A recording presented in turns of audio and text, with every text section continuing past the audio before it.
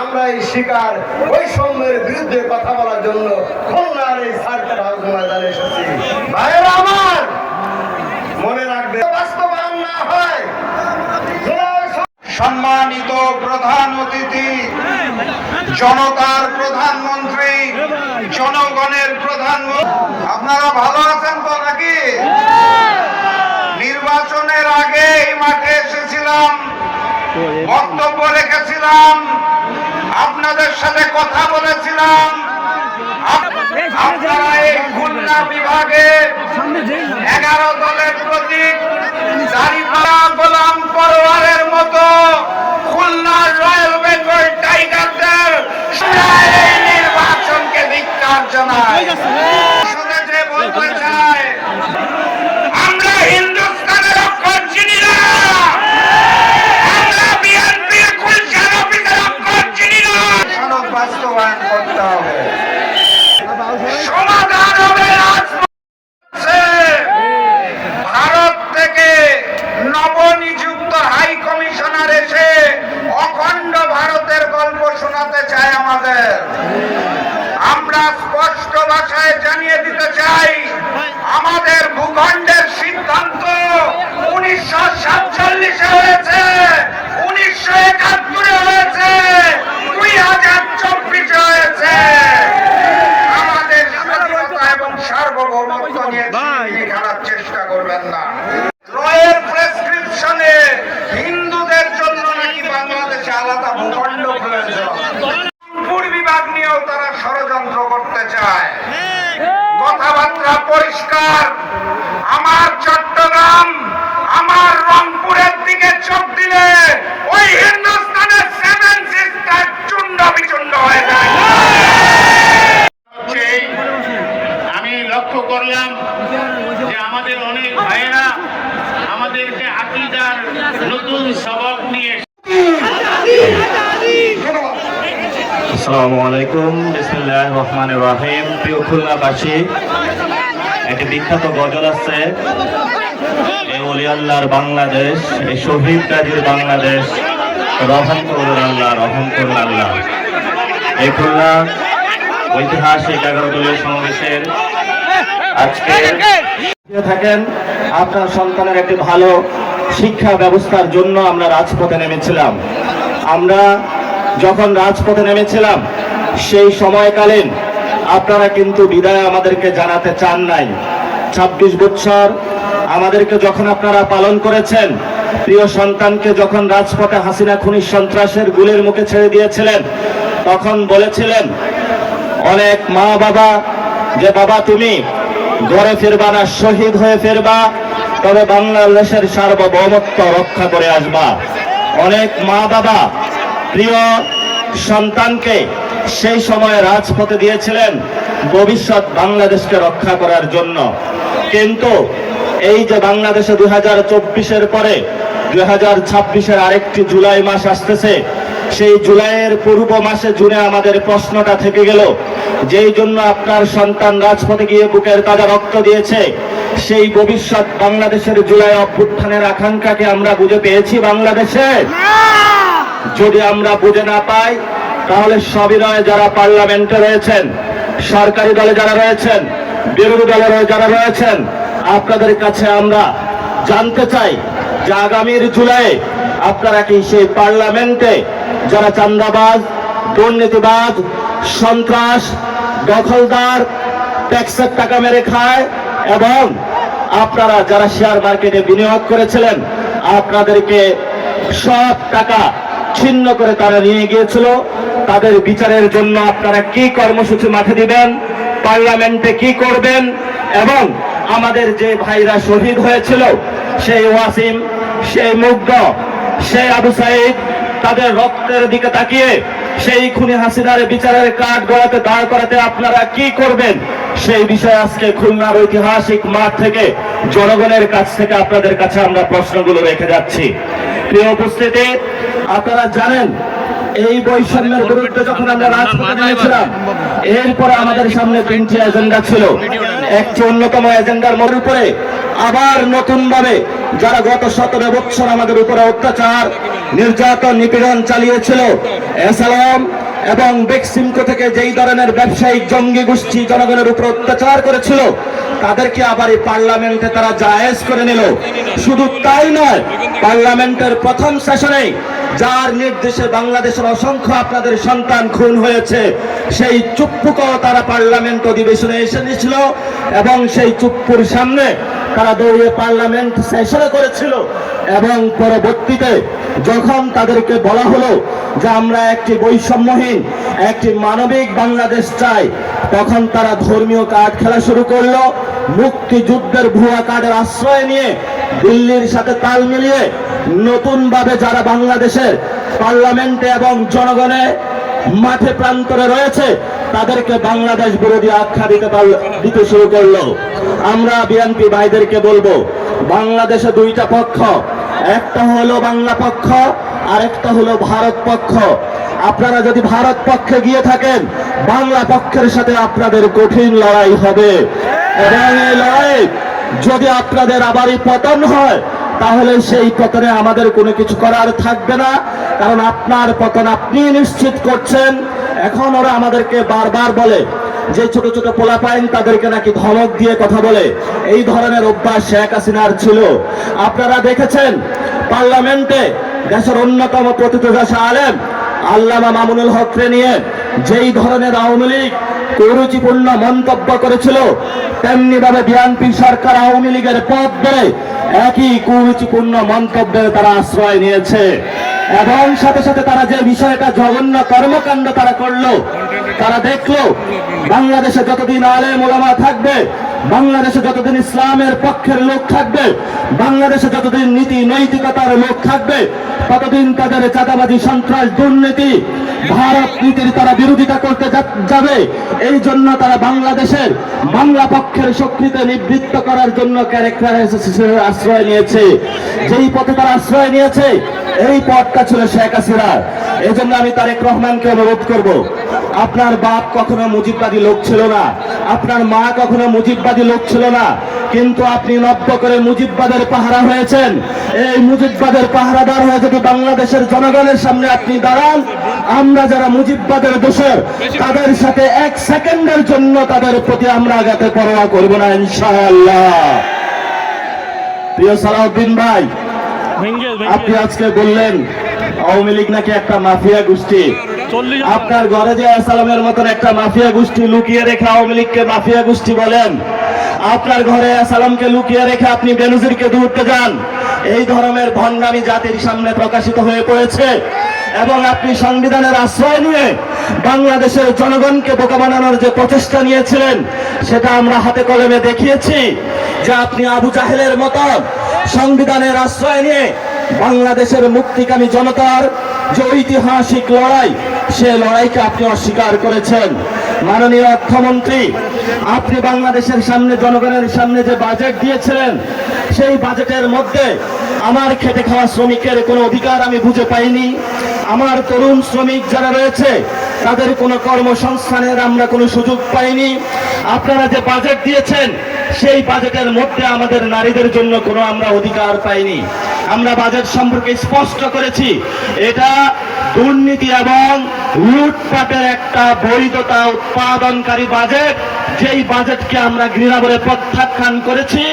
এবং এই বাজেট নতুন করে টাকা কামানোর ধান্দা, যেই গ্যাং ছিল সেই হাওয়া ভবনে, সেই গ্যাং তারা লন্ডনে আশ্রয় গিয়েছে, সেই গ্যাং এখন বাংলাদেশের মানুষের মধ্যে ইন্ডিয়ার সহযোগিতায় এবং আমাদের কতিপয় বিভ্রান্ত সেনাবাহিনীর যুবকদের সহযোগিতায় বাংলাদেশের মানুষের উপরে তারা চাপিয়ে দিয়েছে। আমরা তীব্র নিন্দা এবং ধিক্কার জানাচ্ছি। আপনারা যদি এ পথে টিপ করে পা বাড়াতে থাকেন, তাহলে আমরাও আপনাদের কিভাবে চাবিকাঠি নাড়া দিতে হয় এটা আমরা ভালো করে আপনাদের চোখের সামনে আঙ্গুল দেখিয়ে দিয়েছি। এই যে তারেক রহমানের একটা বন্ধু আছে, মীর শাহ আলম নাকি যেন কি নাম, সে আমাদেরকে, আমি বাবু তোমাকে প্রশ্ন করতে চাচ্ছি যে বাবু তুমি গত 17 বছর কোথায় ছিলা?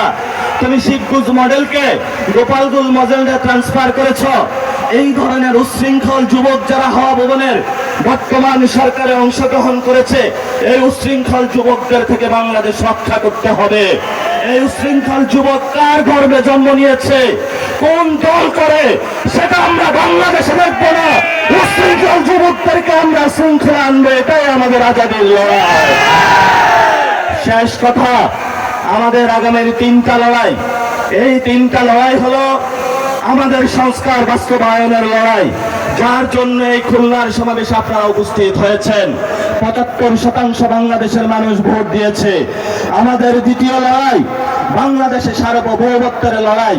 এই সার্বভৌমত্বের লড়াইয়ে দিল্লির দাদাবাবু থেকে বের হয়ে, আমেরিকান পররাষ্ট্রনীতি থেকে বের হয়ে স্বাধীন বাংলাদেশের পররাষ্ট্রনীতি ইনশাআল্লাহ আমরা বাংলাদেশে প্রতিষ্ঠা করব। লাস্ট যেটা, আওয়ামী লীগ বাংলাদেশে বিচারের মুখোমুখি হতে হবে। যদি আওয়ামী লীগ বাংলাদেশে বিচারের মুখোমুখি না হয়, তাহলে আমাদের সামনে আরো অসংখ্য যুবক, আরো অসংখ্য নারী, অসংখ্য হিন্দু, অসংখ্য আলেম ওলামা, আমাদের ভবিষ্যতে তাদের হলো পবিত্র এই রাজপথে তাদের রাজপথ রঞ্জিত হবে। আমরা আশা করব সরকার আমাদের কথাগুলো তারা কানে না দিবে। যদি তারা না নেয়, তাহলে কিভাবে কানে তাদেরকে ঢুকাতে হয় আমরা সেই উশৃঙ্খল যুবকদের শিখিয়ে দিব, যারা পার্লামেন্টে বসে বসে মিট মিট করে হাসে। প্রিয় খুলনাবাসী, আপনারা জানেন এই খুলনায় কেডিআইতে দলীয় লোক বসানো হয়েছে, এই খুলনাতে সিটি কর্পোরেশনে দলীয় লোক বসানো হয়েছে, এই খুলনাতে জেলা প্রশাসনের লোক বসানো হয়েছে দলীয় লোক, এমনকি বিসিবিতেও লোক বসানো হয়েছে। খুলনাবাসী, এই সব সন্ত্রাসীদেরকে আপনারা ছাড় দিবেন না। যেটাই ভদ্রতার মুখোশ পরে তারা আমাদের সামনে আসে, আপনারা যদি তাদেরকে ছাড় দেন, কালকে আপনাকে তারা হত্যা করতে উদ্যত হবে, আপনার সন্তানকে তারা হত্যা করবে, আপনার মাকে তারা হত্যা করবে, আপনার বউকে তারা হত্যা করবে। এই সব সন্ত্রাসীদেরকে খুলনার অঞ্চল থেকে উচ্ছেদ করতে হবে। এবং যারা মসজিদে হত্যাকাণ্ড ঘটিয়েছে খুলনাতে, আমরা বাবু তোমাদেরকে হুঁশিয়ার করে দিতে চাই।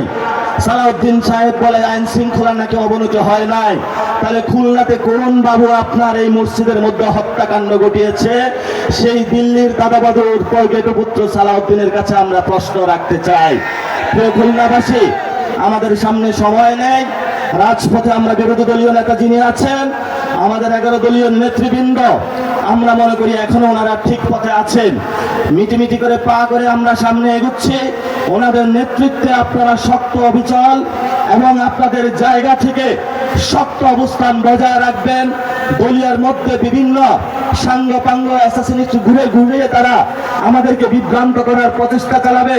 বলবে তুমি ইসলাম করো, তুমি কেন এখানে হলো যে ইসলামিক জোট না জামাতে ইসলামে আছো? বলবে তুমি সেকুলার দল, তুমি কেন ইসলামিক জোটে আছো?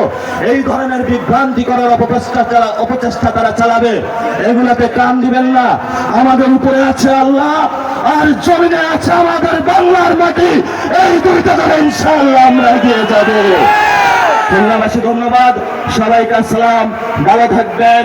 ইনকিলাব জিন্দাবাদ, বাংলাদেশ জিন্দাবাদ, জাতীয় নাগরিক পার্টি জিন্দাবাদ। দেশের মানুষের বহু প্রতীক্ষিত ভোটাধিকার প্রয়োগের ফসল একটি সংসদ গঠিত হয়েছে, একটি সরকার ক্ষমতার মসনদে বসেছে। এই সময়ে বিরোধী দলগুলো দেশব্যাপী এটাই তো বেঁচে যাচ্ছে, আবার দাবি দাওয়া নিয়ে এটাই দেখা যায়। রাজপথে নামতে বাধ্য হয়েছে। ঘটনাটা কি? সংগ্রামী দেশবাসী, আমরা পরিষ্কার ভাষায় বলতে চাই, আমরা বিগত ফ্যাসিবাদী আমলে বাংলাদেশের মানুষের যে সম্মান এবং যে অধিকার আদায়ের জন্য সংগ্রাম করেছি, ফ্যাসিবাদী স্বৈরাচারী শেখ হাসিনা গণতন্ত্রের এক নতুন সংজ্ঞা বাংলাদেশের মানুষকে বোঝাবার চেষ্টা করেছিল। ভাবে নির্মম নবীপ্রেমিক তৌহিদি জনতার বুকের রক্ত দিয়ে ফ্যাসিবাদ বিরোধী যে আন্দোলনের ভিত রচিত হয়েছিল, 2024 সালের বৈষম্য বিরোধী ছাত্র জনতার মহাবিস্ফোরণের মধ্য দিয়ে গণঅভ্যুত্থানী ভারতের কৃতদাসী শেখ হাসিনা দিল্লিতে পালিয়ে যেতে বাধ্য হয়। বর্তমান সরকারের কাঁধে আবার নতুন করে ভূত সওয়ার হয়েছে। এটা হলো সেই শেখ হাসিনার ভূত, এটা হলো আবার সেই আওয়ামী লীগের ভূত। জনগণের ভোটাধিকারের সঙ্গে পরিহাস করবার এক অবিবেচনা প্রসূত এক ভূত আবার নতুন এই সরকারের কাঁধে সওয়ার হয়েছে। ঐক্যবদ্ধ হয়ে 2024-এর জুলাই বিপ্লবের ভিত্তিতে নতুন বাংলাদেশ গড়বার জন্য যে ঐতিহাসিক রাজনৈতিক ঐক্যমত্য প্রতিষ্ঠা করা হয়েছিল, সেখানে অঙ্গীকার ছিল জুলাই বিপ্লবের আকাঙ্ক্ষা বাস্তবায়ন করা হবে। জুলাই বিপ্লবের মৌলিক আকাঙ্ক্ষা ছিল দুটি। এক নম্বর আকাঙ্ক্ষা ছিল বৈষম্য বিলোপ করা। জুলাই বিপ্লবের 2 নম্বর আকাঙ্ক্ষা ছিল গোটা এই প্রক্রিয়ার মধ্যে একটা জায়গায় অন্তহীন প্রতারণা হয়েছে, আর সেটা হলো জামাত ইসলামী, বাংলাদেশ খেলাফত মজলিস, এনসিপি, 11 দলের সবগুলো দলের কাছে জুলাই সনদের যে কপি প্রদান করা হয়েছিল, আমরা যেটা করে সংসদ ভবনের দক্ষিণ প্লাজায় গিয়েছিলাম, বিশ্বাসঘাতকের সঙ্গে দলে দলে আঘাত করে নতুন একটি ধারা নোট সংযুক্ত করে তারপরে সেখানে স্বাক্ষর অনুষ্ঠান করেছে বিএনপির সঙ্গে অন্তর্বর্তীকালীন সরকারের গাদ্দারদের দলে দলে আঘাত। সেটাই ছিল অন্তহীন প্রতারণা। আজ আমরা পরিষ্কার ভাষায় বলতে চাই, গণভোট বাংলার মানুষ দিয়েছে। বিগত সরকার, বর্তমান সরকার, বিএনপি যখন নির্বাচনের প্রচারণায় নেমেছিল, আপনারা দেশের জনগণ সাক্ষী, প্রথমে তারা তলে তলে না ভোটের পক্ষে ক্যাম্পেইন শুরু করেছে। গোটা বাংলাদেশের 300 আসনে বিএনপি দলের নেতা কর্মীরা গণভোটে নায়ের পক্ষেই তারা অবস্থান গ্রহণ করেছে। আমরা তখন বাধ্য হয়ে তারা জুলাই সনদ বাস্তবায়নের প্রক্রিয়ায় আসতে সম্মত হলো। আমরা আগামীর বাংলাদেশে গণপরিষদ গঠনের মধ্য দিয়ে বিএনপি সংবিধান সংশোধন ছাড়া অন্য কোনো পথে অগ্রসর হতে চাচ্ছিল না। শেষ পর্যন্ত আলোচনা করে সাব্যস্ত হলো মাঝামাঝি একটা জায়গায়, সেটা হলো একটা সংবিধান সংস্কার পরিষদ গঠিত হবে, আর সেই সংবিধান সংস্কার পরিষদের মাধ্যমে সংবিধান সংস্কার হবে, আর সেই সংস্কারের জন্য এইভাবে সব বিচারশালী খবর করে বাংলাদেশের শত্রুরা, আওয়ামী লীগের দোসরেরা নায়ের পক্ষে ভোট দিল। 30% ভোট পেয়ে পরাজিত হলো। বিএনপি শহীদ জিয়ার বার করবে না, আমার কোনো কথা নাই। আমি পরিষ্কার ভাষায় তোমাদের কাছে বলতে চাই, হে খুলনার মানুষ, আমি তোমাদের কাছে আহ্বান জানাতে চাই, বাংলাদেশের মানুষ তাদের ভোটের অধিকার বাস্তবায়নের জন্য যেভাবে 1969-এ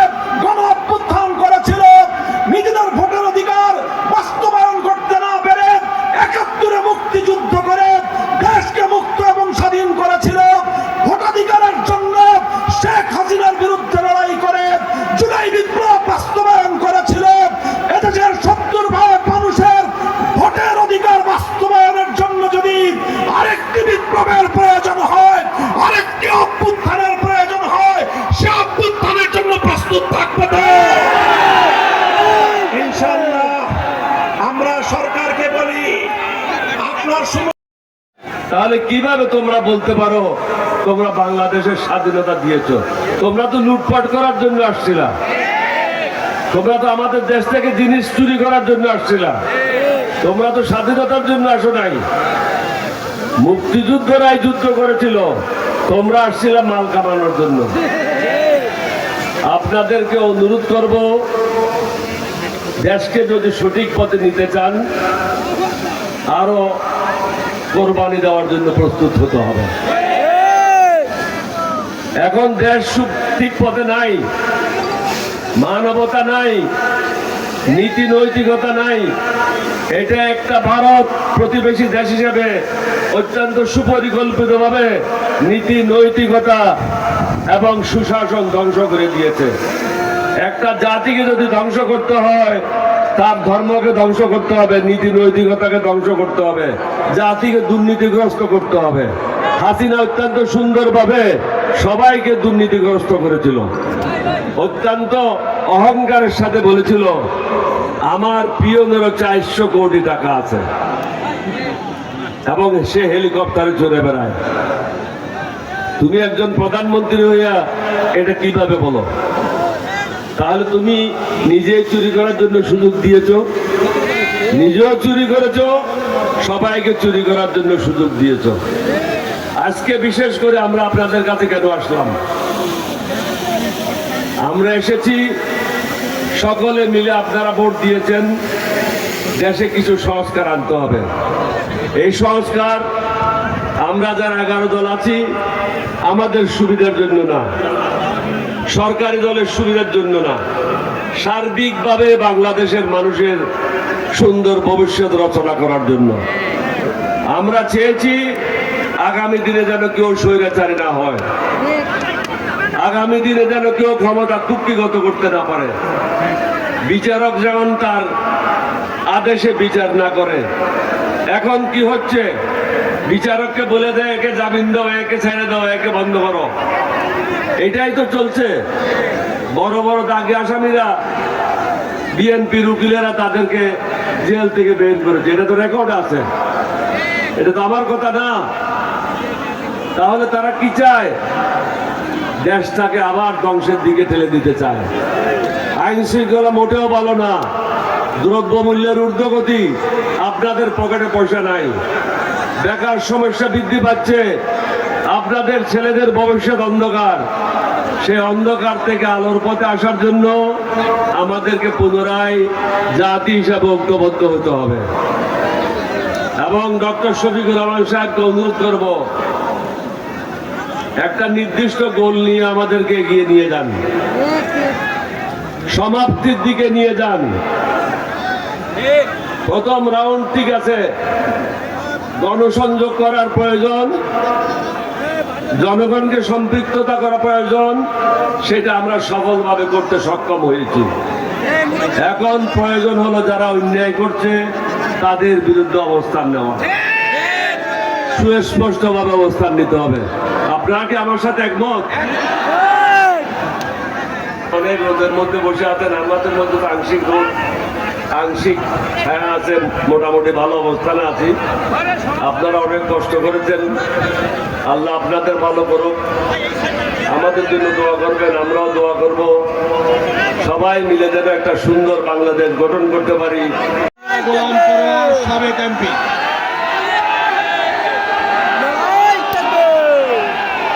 আসসালামু আলাইকুম ওয়া রাহমাতুল্লাহি ওয়া বারাকাতুহু। আলহামদুলিল্লাহ রাব্বিল আলামিন মুরসালিন ওয়া আলা আলিহি ওয়া আসহাবিহি আজমাইন।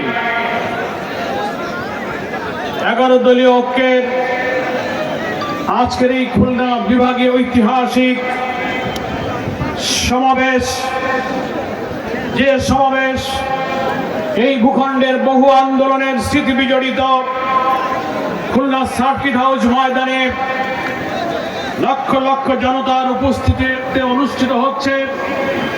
এই সমাবেশের সম্মানিত প্রধান অতিথি, বাংলাদেশের মানুষের জননন্দিত নেতা, আগামী দিনের নতুন বাংলাদেশের স্বপ্ন সারথী, বাংলাদেশ জামাত ইসলামীর আমির, 11 দলীয় জোটের শীর্ষ নেতা জাতীয় সংসদের সম্মানিত বিরোধী দলীয় নেতা ডক্টর শফিকুর রহমান, অন্যতম বিশেষ অতিথি বীর মুক্তিযোদ্ধা এলডিপির প্রেসিডেন্ট সাবেক মন্ত্রী ডক্টর কর্নেল অলি আহমেদ, সম্মানিত বিশেষ অতিথি বাংলাদেশের বরেণ্য আলেম শেখুল হাদিস আল্লামা মামুনুল হক সহ সংগ্রামী জাতীয় নেতৃবৃন্দ, মাননীয় সংসদ সদস্যবৃন্দ এবং 11 দলের শীর্ষ নেতৃবৃন্দ, পরম করুণাময় আল্লাহর দরবারে শুকরিয়া আদায় করছি।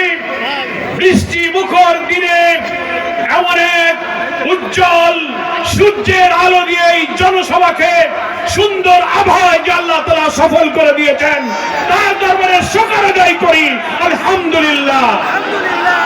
দূর দূরান্ত থেকে জাতীয় নেতৃবৃন্দ এসেছেন খুলনা বিভাগের পক্ষ থেকে, তাদেরকেও আমি আন্তরিকভাবে শুকরিয়া এবং শুভেচ্ছা জ্ঞাপন করছি। 70% মানুষ ভোট দিয়ে বলেছে এই সংস্কারের সাথে আমরা একমত। এমনকি দেশের বর্তমান প্রধানমন্ত্রী, আইনমন্ত্রীরা তারা ভোটে জয়যুক্ত করার অর্থ হলো আপনারা 84 সংস্কারকে মেনে নিয়েছেন, অথচ সেই ভোট দিয়ে এখন আপনারা বলছেন এটা সংবিধানে নাই, এটা বেআইনি, এটা রাষ্ট্রপতির এখতিয়ার নাই। ফলে পরিষ্কার ভাবে 11 দলীয় শীর্ষ নেতা বৈঠক করে সারা বাংলাদেশে আন্দোলনের কর্মসূচি দিয়ে 18 কোটি মানুষকে আমরা বুঝাতে চাই এই সরকার জনগণের সরকার নয়, এই সরকার কর্তৃত্ববাদী ফ্যাসিবাদের দিকে ধাবিত হয়েছে। এখানকে আমাদের গণভোটের রায়কে কার্যকর করতে বাধ্য করতে হবে। 11 দলের প্রিয় নেতা, আমাদের প্রিয় নেতা জাতীয় সংসদের এই জুলাই সনদ বাস্তবায়ন না হওয়া পর্যন্ত সংসদে লড়াই চলবে, রাজপথে। তিনি প্রধান অতিথি, ভোট সীমা ছাড়িয়ে গেছে। খুন, ধর্ষণ, লুটপাট, মসজিদে বসে খুন, শিশু ধর্ষণ, লোমহর্ষক হত্যাকাণ্ড, চাঁদাবাজিতে আজকে সব সন্ত্রাসের রাজত্ব তৈরি হয়েছে। এমন একটি শান্তিপূর্ণ সমাবেশ, আমাদের বাগেরহাটের কিছু ভাইরা এই সমাবেশে আসতেছিলেন, আসার পথে বিএনপির সন্ত্রাসীরা তাদেরকে হামলা করেছে, অসংখ্য লোক আহত হয়েছে, 2 জন তারা আহত হয়ে এখন হাসপাতালে চিকিৎসাধীন আছে। তাহলে এত শান্তিপূর্ণ সমাবেশ এখনই আপনারা সন্ত্রাস শুরু করে দিলেন। ফলে এই খুলনা বিভাগ 11 দলীয় বিরোধী দলের উর্বর জনপদ হচ্ছে খুলনা বিভাগের 10টি জেলা, 36টি নির্বাচনী আসনের 25টি আসনে খুলনা বিভাগে আমরা বিজয়ী হয়েছি, ঠিক কিনা? ফলে খুলনা বিভাগে যদি আলাদা সরকার হতো, 11 দলের সরকার প্রতিষ্ঠিত হতো। আপনার তো এমপিদের নামে মিথ্যা গুজব ছড়িয়ে আমাদেরকে ছোট করলে খুলনা বিভাগের মানুষ কিন্তু ছেড়ে কথা বলবে না। সংগ্রামী ভাইয়ের আমার, আজকে এই 11 দলের পক্ষ থেকে সমস্ত নেতৃবৃন্দকে মোবারকবাদ জানিয়ে সংগ্রামী খুলনাবাসী এই সমাবেশে যারা এসেছেন কষ্ট করে, বিশেষ করে আমাদের সম্মানিত আমির জামাত আল্লামা মামুনুল হক, ডক্টর কর্নেল অলি আহমদ, নাসিরউদ্দিন পাটোয়ারি সহ সব দলের নেতাদেরকে হৃদয় ভরা কৃতজ্ঞতা জানিয়ে, মহান আল্লাহর কাছে শুকরিয়া জানিয়ে আমি আমার বক্তব্য শেষ করে আজকের এই ঐতিহাসিক সমাবেশের সম্মানিত প্রধান অতিথিকে বক্তব্য দেখার জন্য আহ্বান জানাচ্ছি। এখন আজকের এই ঐতিহাসিক সমাবেশে প্রধান অতিথির বক্তব্য রাখার জন্য আমি আহ্বান জানাচ্ছি আমাদের প্রিয় নেতা ডাক্তার শফিকুর রহমান, মাননীয় বিরোধী দলীয় নেতা আমিরের জামাত ডাক্তার শফিকুর রহমান।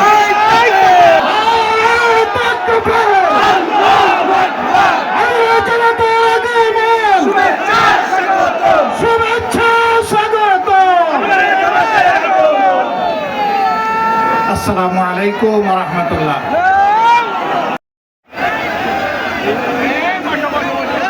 গণভোটের জনরায় বাস্তবায়ন, ঊর্ধ্বগতি, আইন শৃঙ্খলার অবনতি, সীমান্তে বাংলাদেশকে সুরসুরি, এর প্রতিবাদে আয়োজিত আজকে খুলনা বিভাগীয় এই সমাবেশের সম্মানিত সভাপতি, খুলনার জনগণের প্রিয় মানুষ, মাটি এবং মানুষের নেতা, সাবেক জাতীয় সংসদ সদস্য জনাব মিয়া গোলাম পরওয়ার, মঞ্চে বসা 11 দলের সম্মানিত শীর্ষ নেতৃবৃন্দ, খুলনা অঞ্চলের নেতৃবৃন্দ, প্রিয় খুলনাবাসী এবং সাংবাদিক বন্ধুগণ, আমি লম্বা বক্তব্যের দিকে যাব না। আজকের দিনের বেশিরভাগ সময় অত্যন্ত কড়া রোদ ছিল। ভীষণ কষ্ট করে আপনারা এখানে বসে আছেন ঘন্টার পর ঘন্টা। আমি আপনাদের সকলকে গভীর কৃতজ্ঞতা জানাই। আপনারা আমাদের কাছ থেকে জানতে চান, আপনাদের আকাঙ্ক্ষার বাংলাদেশ গড়ে তোলার জন্য আমাদের আগামী দিনে তারা এখানে হাজির হয়েছেন। ইতিমধ্যে নেতৃবৃন্দ সবিস্তারে বক্তব্য রেখেছেন, নতুন করে আমার বলার কিছুই নেই। তারপরেও যখন দাঁড়িয়েছি, দুই একটি কথা বলে ইনশাল্লাহ বিদায় নিব। প্রিয় খুলনাবাসী, আমরা একটা স্বাধীন দেশের নাগরিক। আমরা দুইবার স্বাধীনতার স্বাদ গ্রহণ করার সুযোগ পেয়েছিলাম। 47 সালে অখণ্ড ভারত থেকে স্বাধীন হয়ে তৎকালীন পাকিস্তানের একটি প্রদেশ হিসাবে, পূর্ব পাকিস্তান হিসাবে, পাকিস্তানি শাসকেরা জাতির সাথে দেওয়া ওয়াদা রক্ষা করেননি, যার কারণে একটি যুদ্ধ অনিবার্য হয়ে উঠেছিল। রক্তক্ষয়ী মুক্তিযুদ্ধের মধ্য দিয়ে হাজার জীবনের বিনিময়ে বাংলাদেশ আবার দ্বিতীয়বার স্বাধীন হলো। এবার জনগণ আশা করেছিল এদেশের মানুষই তো আমাদেরকে শাসন করবে। আমরা আশা করি এ মানুষগুলো আমাদের উপর অবিচার চাপিয়ে দিবে না, বৈষম্য করবে না, রাষ্ট্রের সম্পদ চুরি ডাকাতি লুণ্ঠন করবে না, দেশে হত্যার রাজনীতি চালু করবে না, আমাদের গণতান্ত্রিক অধিকার হরণ করবে না। কিন্তু দুর্ভাগ্য, মানুষকে এই ওয়াদা দিয়েই তারা ক্ষমতায় এসেছিলেন, তারা তার সবগুলো লঙ্ঘন করেছিলেন। জুড়ে সন্ত্রাস এবং ফ্যাসিবাদী শাসন চালানোর জন্য খুনি রক্ষী বাহিনী তৈরি করেছিলেন। তারা ধারণা করেছিলেন এইগুলা করে জনগণের রুশ থেকে তারা রক্ষা পাবেন না। শেষ পর্যন্ত রক্ষা হয়নি, তাদেরকে অপমানজনকভাবে বিদায় নিতে হয়েছিল। এরপরে বাংলাদেশ বারবার চেষ্টা করেছে জনগণের অভিপ্রায়ে দেশটা চলে কিনা। কখনো হালকা একটু আলো দেখেছে, আবার অন্ধকারে হারিয়ে গিয়েছে। জনগণের প্রত্যাশা পূরণ হয়নি। 24 সালে আমাদের তরুণ ছাত্র যুব সমাজ তাদের ন্যায্য একটি অধিকারের দাবিতে আন্দোলন গড়ে তুলেছিল। 15.5 বছরের ফ্যাসিবাদী কায়দায় ছাত্র যুব সমাজের আন্দোলনকে দমানোর চেষ্টা করা হলো। রাষ্ট্রের সকল বাহিনীকে লেলিয়ে দেওয়া হলো। যেই যুব সমাজ